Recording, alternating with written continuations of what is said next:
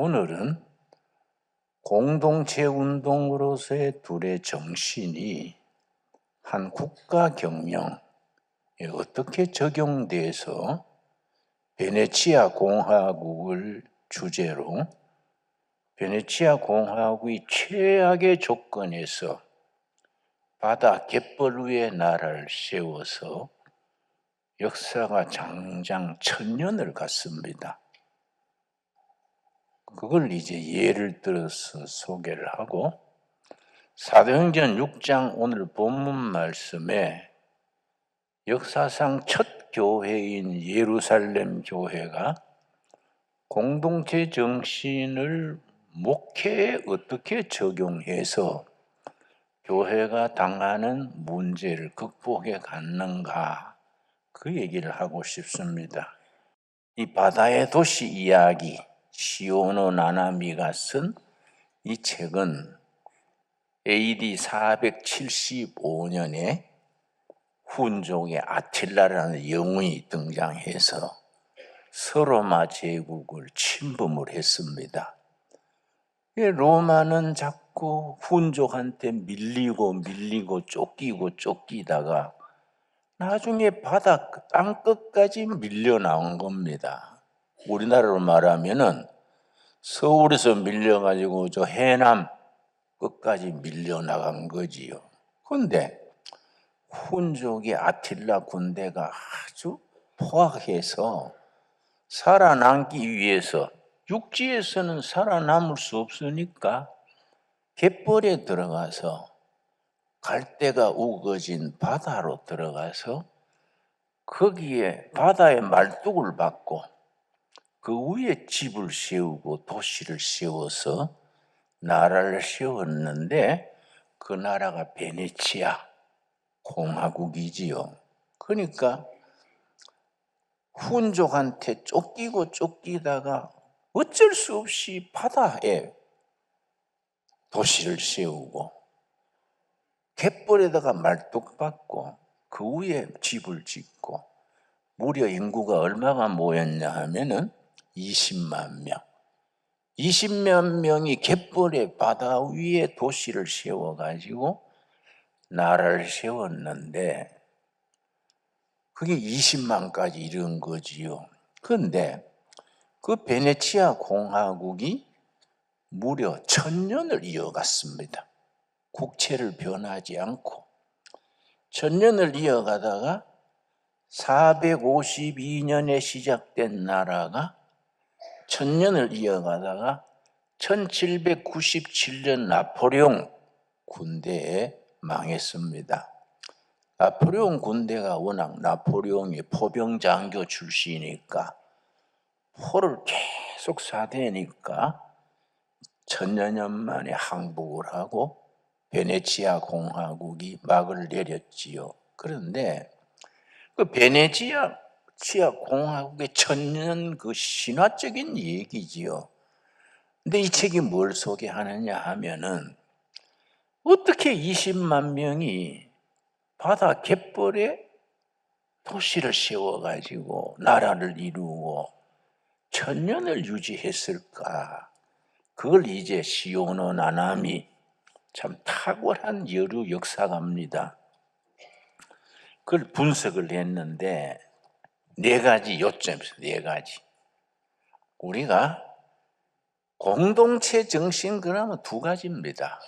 가정 공동체, 교회 공동체. 가정이 교회 같고 교회가 가정 같은 훈훈하고 따뜻하고 부부나 자식이나 모두 안식을 누리고 행복을 누릴 수 있는 공동체, 그런 걸 이루어 나가는 것이 모두들의 이상이지요. 그런 공동체 정신, 우리가 말하는 둘의 정신을 그 로마인들은 훈족에게 쫓겨서 바다의 갯벌 위에 갈대밭에 말뚝박고 도시를 이루어서 무려 1000년을 이어가면서 그냥 무난하게 지낸 게 아닙니다. 자기들보다 훨씬 막강한 프랭크족이 침략했을 때도 그 프랭크족의 함대를 밀물대 끌어들여 가지고 기다린 거예요. 설물이 빠질 때 전부 갯벌에 배가 딱 움직이지 못하고 걸리니까 그때 불화살을 쏴가지고 배를 다 불태우고 승리했지요. 그러고 오스만 터키 그 공화국이 엄청났지요. 오스만 제국이 엄청난 제국인데 20만 베네치아 공화국이 그 강대국하고 붙어서 겨뤄가지고 오히려 이긴 거예요. 어디서 그런 힘이 나왔느냐? 어디서 그런 그 상상력과 창조성과 도전 정신이 나왔느냐? 그게 이제 한마디로 국가 경영을 공동체로 경영한 거지요. 성공 비결이 4가지입니다. 4가지. 우리는 이런 거를 읽을 때 성경에 비추어서 읽는 겁니다. 공동체라면은 성령 공동체, 교회니까요. 4가지. 첫째는 뭐냐 하면은 육지에서 쫓겨서 바다에 도시를 세웠는데 먹고 살 게 없지 않습니까? 바닷물 퍼먹을 수도 없고 바다 고기 잡아 살 수도 없고 그런 절망적인 환경에서 길을 찾은 겁니다. 어떤 길을 찾았느냐? 좋다. 육지는 훈족이 살게 치니 우리가 살아남을 수 없고 바다로 뻗어나가자. 이 바다에 도전한 거지요. 그들이 개척정신이지요. 그 당시에 배가 아주 속도가 느리고 노예들이 아래창에서 노를 지어가지고 전쟁을 하면 배가 가라앉으면 노예들이 다 전멸하지요. 근데 이 사람들은 그래 안 하고 자유민들이 긴 노를 만들어가지고 위에서 자유민들이 노를 젓고 그 갤리선 그래요. 어떻게 하면 초스피드 속도를 내고 또 적을 만났을 때 방향 전환을 잘하고 어떻게 할 수 있는가? 그걸 창의력을 가지고 개척한 거예요. 그래가지고 강대국하고도 해전에 붙어가 승리한 거지요. 그래서 베네치아 공화국의 갤리선 첨단 조선술이랬습니다. 그들의 그 바다를 개척하는 그래서 각지에 무역을 했습니다. 무역 배를 타고 가가지고 중개 무역을 해가지고 부강한 베네치아를 이룬 거지요. 둘째는 뭐냐 하면은 20만 명이 바다 위에 살면서 그 행정 조직과 신앙 조직을 일원화해 가지고 12세대 단위로 한 구역을 만들어 가지고 지도자도 12세대에서부터 뽑아 올라오는 거예요. 나라에 위기가 있으면은 한 조 단위로 교회로 말하면 구역이지요. 구역별로 합심 기도하고 토론해 가지고 이 국난을 어떻게 이길 수 있느냐? 대화한 거예요, 대화. 대화를 통해서 이게 밑에서부터 올라오는 거지요. 이 한테 모여져 가지고 이렇게 대처하자. 그러니까 대화를 통한 공동체 정신이지요.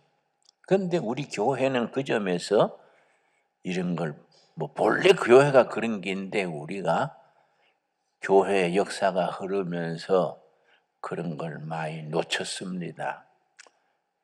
목사님이나 당회장이 결정했습니다. 따르시오. 아멘. 이게 아니고 교인들이 구역별로 부서별로 합심 기도하고 토론하고 그게 모여서 정책이 나오고 방향이 나오고 그렇게 해야 하는데 베네치아 공화국이 그렇게 한 거예요. 그래서 구역 예배 드리는 교회 조직하고 국가 행정 조직이 일치돼 가지고 바닥에서 인원해서 울러 올라가서 나라를 지키고 경제를 발전시키고 새로운 기술을 개발하고 자녀 교육을 하고 이게 이어진 거지요. 대화를 통한 공동체 정신으로 모두 참여한 것이 두 번째입니다. 세 번째가 뭐냐면 그들의 성공 비결입니다. 국가 경영을 사기업 경영하듯이, 벤처기업 경영하듯이 나라를 다스리는데 관료주의, 뭐 대통령, 장관, 뭐 쭉쭉쭉 그래. 공무원 시스템에 빠지지 않고 전부 기업 경영하듯이, 벤처기업 경영하듯이 국가를 경영한 겁니다.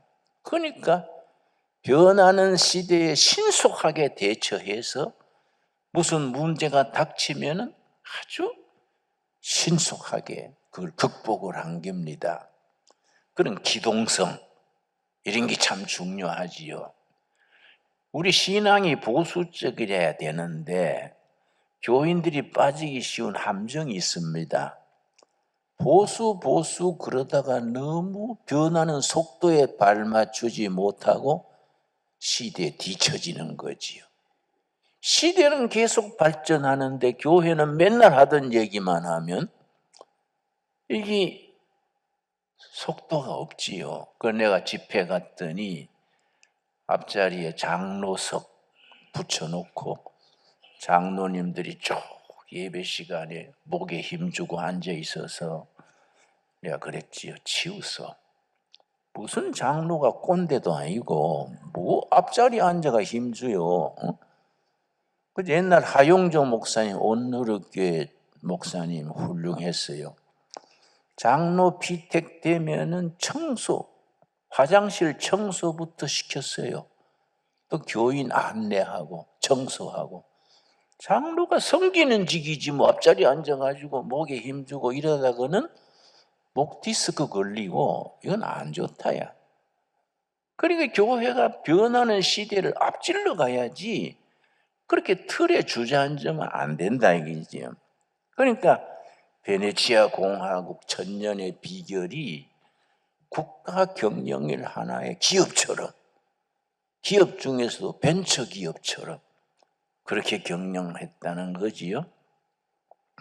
네 번째가 이제 참 중요한데 상황에 대한 적응력, 적응. 그래서 여러분 찰스 다윈이라는 분이 그 이제 종의 기원이라는 책이 있죠. 종의 기원. 학교 때 다 이 얘기 들었지요. 결론이 뭐냐 하면은 역사상에 숱한 종들이 등장했다가 어떤 종은 멸종하고 어떤 종은 발전하고 그랬는데 힘 있다고 살아남은 게 아니라 옛날 공룡 같은 거 얼마나 힘이 있습니까? 근데 공룡이 사라졌잖아요. 근데 뭐이 살아남고 뭐이 승리하게 했느냐? 적응력이 강한 적응력이 강한 쪽이 승리한다. 그 결론으로 그렇게 나와 있습니다. 그런데 내가 이제 이런 책을 읽으면서 생각도 하고 성경에 비추어서 맞아. 베네치아 공화국이 그 운영하는 그 내용이 굉장히 성경적이다. 그런 생각을 한 거지요. 오늘의 본문 말씀 사도행전 6장입니다. 사도행전 6장. 역사상 첫 교회가 예루살렘 교회인데 예루살렘 교회가 사도행전 2장의 오순절 성령 역사가 임함으로써 교회가 시작이 됐습니다. 그래서 사도행전 6장이 교회의 생일죠. 사도행전 2장이 오순절 성령 충만해서 교회가 시작된 생일이지요. 교회가 시작이 됐는데 막 베드로가 예루살렘 시내에 나가서 막 얼음에 바가지 밀듯이 막 열변을 토하니까 막 하루에 3,000명 회개해서 교회로 들어오고 그 성경학자들의 연구에 의하면 예루살렘 교회 교인이 2만 명. 예루살렘 시 인구가 얼마 안 되는데 교인이 2만 명 되자면 엄청난 거지요. 그렇게 부흥됐었는데 부흥되면서 거기 문제가 생긴 거예요. 갈등이 마찰이 생긴 겁니다. 이 사도행전 6장 이야기입니다. 6장 1절. 그래서 이게 옛날 얘기가 아니고 지금 우리들이 섬기는 교회, 우리들의 신앙에 관계되는 이야기지요. 6장 1절. 그때의 제자가 더 많아졌는데 말씀드린 것처럼 폭발적으로 부흥돼서 2만 명 가까이 부흥된 겁니다. 헬라파 유대인들이 자기의 과부들이 매일의 구제에 빠짐으로 히브리파 사람을 원망하니 주류 비주류가 생긴 거예요. 주류 비주류. 사도들을 중심으로 기존의 교인들이 주류지요. 그 중심이지요. 나중에 들어온 신입 교인들이 나중에 해외 많이 여행도 하고 사업도 하고 하니까 똑똑한 사람들이지요. 이 사람들이 이제 비주류 됐는데 불만이 생긴 거예요. 무슨 불만이냐? 교회 헌금이 들어오는데 매주 생활 대책이 없는 과부들한테 교회가 생활비를 지원해 주는 거예요. 그런데 사도들이 유대인들이다 보니까 옛날 교인들은 잘 아니까 사정을 잘 아니까 도와주는 거예요. 나중에 들어온 헬라파 유대인들은 사정을 잘 모르니까 못 도와주게 되지요. 그럼 이해하면 되는데 이거는 서로 간의 소통의 문제다. 이 커뮤니케이션의 문제다. 사도들이 무슨 욕심이 있겠나. 정보가 부족해 그렇다. 그리고 사도님들 이번에 새로 이사 온 아무개 과부도 몹시 어렵습니다. 좀 도와주십시오. 이러면 될 낀데 그때나 지금이나 교인들이 속 좁은 건 알아줘야 돼요. 교인들이 너무 속알머리가 좁아요. 근데 왜 그런가 연구해 보니까 담배도 안 피우지요, 술도 안 먹지요, 뭐 농담도 안 하지요, 뭐 예쁜 여자 뭐또 눈 감아 버리지요, 뭐 이게 맥히는 거예요. 맥혀서 좁아요, 좁아. 그러니까 그때나 지금이나 좁으니까 그걸 대화해서 풀면 될 텐데 불만, 불평을 하는 거예요. 교회가 틈이 생기면 옛날 기억나지요? 불평, 불만 속에 간첩은 날뛴다. 기억나세요? 요새 그건 말 안 씁니다만은 거기에 사탄이 역사하는 거예요. 폐가 갈라지는 거지요. 그런데 사도들이 잘했어요. 사도들이. 일반 교회 같으면은 베드로와 사도들이 예수 믿으려면 순종하지 왜 말이 많노? 이래 나가서 권위주의로 나갈 수도 있지요. 자꾸 잔소리 하면 딴 데 가버리시오. 뭐 이런 사람도 있어. 어떤 목사님은요, 뭐 교인이 말 많으면 다 나가라. 사모하고 너하고 둘이 할란다. 뭐 그런 교회도 있어요. 근데 사도들이 그래 안 한 거예요. 사도들이 참 열린 자세예요. 이게 이제 공동체적 접근이지요. 어떻게 했냐? 2절입니다. 6장 2절. 12사도가 모든 제자를 불러 이르되, 모든 제자를 불러서 공개적으로 민주적으로 투명하게 모든 제자를 불러 이르되 우리가 하나님의 말씀을 제쳐놓고 접대를 일삼는 것이 마땅치 아니하다. 이 성령이 기뻐하시는 게 아니다.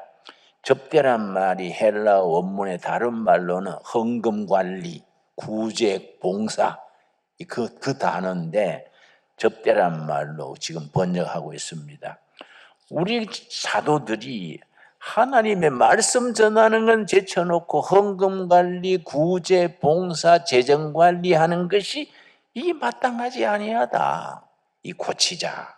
그래서 3절 형제들아 너희 가운데서 성령과 지혜가 충만하여 칭찬받는 사람 7을 택하라. 우리가 이 일을 그들에게 맡기고 그래서 7명 집사를 뽑는 거 첫 번째 집사입니다. 지금 또 침례교회에서는 집사직만 뽑지요. 사도행전 6장 전통에 따라서 장로 권사 안 뽑지요. 침례교회는 초대교회로 돌아가자. 그래서 7 집사를 뽑는데 어떤 사람을 뽑았느냐? 기준이 2가지요. 또 우리 교회 일꾼 세울 때 이 두 가지 기준을 우리가 마음에 새겨야 됩니다. 첫째는 성령과 지혜가 충만한 영적인 사람. 첫째 영적이라 해야 되지 않습니까? 둘째는 사람들한테도 칭찬 듣는 사람, 인간관계가 좋은 사람. 아무리 신앙이 좋아도 개팍해가지고 초신자한테 왜 예수 그래 믿노? 이러면 상처 주잖아요. 사람들한테 인간관계가 좋은 칭찬, 인정받는 사람. 아무리 인정받고 회사에서 사장이고 헌금 많이 내도 영적으로 깜깜하면 안 되지요. 그러니까 이 두 가지. 첫째는 영적으로 성령과 지혜가 충만하고, 둘째는 인간관계가 좋아서 사람들한테 인정받는 사람을 몇 명을 뽑았다고요? 7명. 초대 집사입니다. 그래서 그렇게 하고 4절이 요점이죠. 4절. 4절 보면 같이 읽겠습니다. 우리는 오로지 기도하는 일과 말씀 사역에 힘쓰리라. 행정관리, 구제, 봉사 이런 거는 집사들한테 다 맡기고 우리 사도들은 말씀 전하는 거, 기도하는 데 집중하겠습니다. 참 지혜롭지요? 다 모아놓고 그렇게 협의를 한 겁니다. 당에서 결정했으니 따르시오. 이게 아니에요. 그건 너무 권위주의적이지요. 초대교회, 첫 교회는 그리 안 했어요. 다 모아가지고 마음을 열고 차근차근 얘기했더니 5절 말씀. 온 무리가 이 말을 기뻐하여 공동체 전체가 흡족해진 거예요. 기뻐하여 믿음과 성령이 충만한 사람 스데반과 빌립과 7 집사를 뽑았어. 7 집사 뽑아가지고 사도들이 관리하던 구제, 헌금관리, 행정을 다 맡기고 사도들은 기도하고 말씀 전하는 데 집중을 했더니 결과가 어떻게 됐습니까? 7절이 결론이지요. 오늘 말씀의 결론입니다. 우리랑 같이 읽겠습니다. 하나님의 말씀이 점점 왕성하여 예루살렘에 있는 제자의 수가 더 심히 많아지고 허다한 제사장의 무리도 이 도에 복종하니라. 교회가 부흥되는 3단계가 나오지요. 첫째는 말씀이 왕성해야 돼. 사도행전 6장이 시작될 때는 불평불만이 왕성했지요. 저거들끼리 갈라먹고 우리 헬라파 유대인들은 개밥에 도토리네, 누구는 얼어 죽고 누구는 뒤 죽냐, 이런 식으로 불평불만이 많은 거지. 시작할 때는 불평불만이 왕성했는데 사도들이 공동체적으로 민주적으로 딱 처리하고 나니까 말씀이 왕성해진 거예요. 말씀이 모두 마음이 열리고 승복하고 말씀이 왕성해지고 첫째지요. 둘째, 예루살렘에 있는 제자의 수가 더 많아지고 예루살렘 교회에 교인이 많아지는 거하고 제자가 많아지는 거 차원이 달라요. 제자가 많아져야 돼. 예수님의 뜻에 인생을 투자하고 훈련된 교인이 제자입니다. 그래서 제자란 말이 영어로 disciple, 제자지요. 그런데 훈련이 디시플린 같은 말이지요. 말씀으로 삶으로 훈련된 교인이 disciple, 훈련, 디시플린된 교인이 디사이플이야. 어떤 교인은 10,000명, 20,000명인데 훈련이 안 돼가지고 문제가 생기면 막 쥐떼처럼 와 쏠리고 교회 분쟁이 나면 대책 없습니다. 교인들이 갑자기 눈이 뒤집어져가지고 거품 뿜고 목사한테도 아저씨 어떡고 대책 없어. 왜냐? 훈련이 되지 않으니까 제자가 아닌 거예요. 그런데 말씀이 왕성해졌고, 둘째, 제자의 수가 늘어나고, 세 번째 결론이 뭡니까? 허다한 제사장의 무리도 이 도에 복종하니라. 그 다음에 교회가 부흥이 돼서 허다한 무리가 청년, 지식인, 남녀 교회에 모여 들어가지고 정말 성령 공동체, 둘의 공동체가 된 거지요. 우리 신광두레교회도 이 말씀대로, 이 공식대로 열린 마음으로 공동체적으로 그렇게 말씀이 왕성해지고 제자의 수가 불어나고 크게 부흥되는 열매를 거둘 수 있게 되기 바랍니다.